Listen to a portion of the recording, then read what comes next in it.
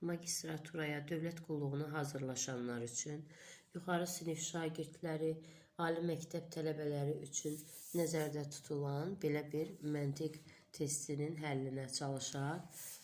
Fiqurun içərisindəki ədəd fiqurun bucaqlarının sayına vurulur, sonra onların cəmi tapılır və aldığımız nəticələr toplanır. Bu fiqur 5 bucaqlıdır. 5-i 4-ə vurarıqsa 20. Sonra bucaqların sayı 5, içəridəki ədəd 4. 5 ilə 4-ün cəmi isə 9 edir. Əvvəl aldığımız 20 ilə 9-un cəmi isə 29 edir. Bu fiqur 4 bucaqlıdır. Daxilindəki ədəd 3-dür. 4 ilə 3-ün hasili 12.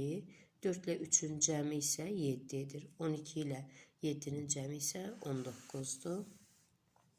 3 bucaqlıdır.